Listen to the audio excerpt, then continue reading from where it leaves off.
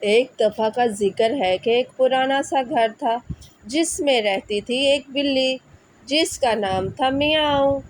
وہ سارا دن سوتی رہتی اور رات کو چوہوں کو پکڑنے نکلتی۔ اسی گھر کے ایک کونے میں رہتا تھا ایک چالاک چوہا جس کا نام تھا چھنو۔ وہ ہمیشہ بلی سے بچنے کے لیے نئے نئے طریقے سوچتا رہتا۔ ایک دن میاؤں نے کہا، آج تو میں چھنو کو ضرور پکڑوں گی۔ وہ چپکے سے پیزا کا ٹکڑا ایک خالی ڈبے کے نیچے رکھ کر چھپ گئی۔ چھنو نے دور سے سب دیکھ لیا۔ وہ ہنسا اور بولا، ارے واہ، بلی سمجھتی ہے میں بیوقوف ہوں۔ چھنو بھاگا اور باہر جا کر ایک بڑا کتا لے آیا۔ جیسے ہی میاؤں نے اسے دیکھا وہ خوف سے درخت پر چڑھ گئی۔ کتا ہنسا اور چلایا۔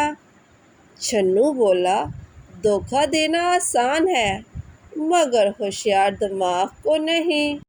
پھر کچھ دن بعد چھنو پھسل کر ایک بوتل میں گر گیا۔ میاؤں آئی اور اب وہ مزے سے بولی، چھنو لگتا ہے آج قسمت میری ہے۔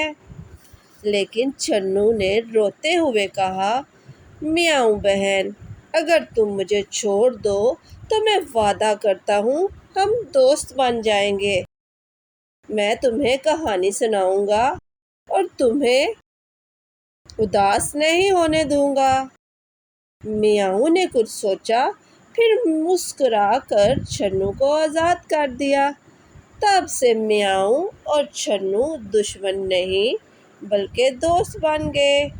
وہ دن میں آرام کرتے اور رات کو ایک دوسرے کو مزے مزے کی کہانیاں سناتے۔